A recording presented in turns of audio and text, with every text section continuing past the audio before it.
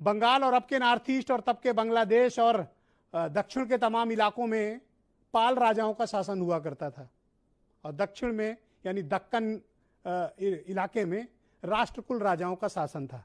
यह कुल 3 राजाओं का शासन भारत की इस भूमि पर एक बड़े हिस्से पर हुआ करता था। तब बाउंड्री नहीं बनी थी, लेकिन इनका त्रिकोण था कन्नौज। कन्नौज जिसके कब्जे में होता था, दरअसल इस पूरे इलाके में हुकूमत उसकी चलती थी, और कन्नौज पर 300 साल तक गुर्जर प्रतिहार वंशजों ने शासन किया, जिसमें सबसे लंबी अवधि तक सम्राट मिहिर भोज ने शासन किया। यह है इतिहास। अब इस इतिहास को कौन बदलना चाहता है, किस मकसद से बदलना चाहता है? और जब स्पष्ट रूप से सभी इतिहास में, सभी ऐतिहासिक दस्तावेजों में गुर्जर प्रतिहार वंश लिखा गया है, तो फिर अचानक से इस तरह का विवाद खड़ा करने की कोशिश क्या राजनीतिक मकसद से हो रही है, या सम्राट मिहिर भोज की आत्मा को आकर अब गवाही देनी पड़ेगी उत्तर प्रदेश में किसी थाने में कि वो किस जाति के थे?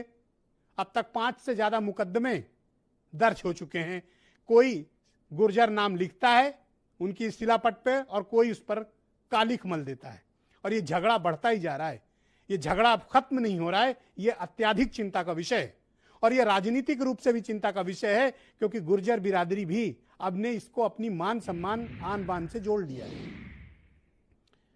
गुर्जर समाज एक बहुत ही स्वाभिमानी समाज है।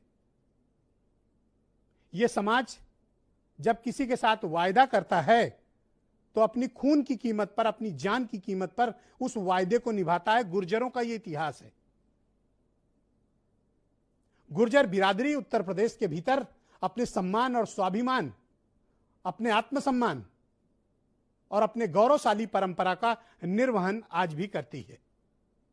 यह उनका इतिहास है, और बड़ा ही समृद्ध, बहुत ही शक्तिशाली इतिहास है इनका। लेकिन अब यह इतिहास के साथ जब छेड़छाड़ हो रही है,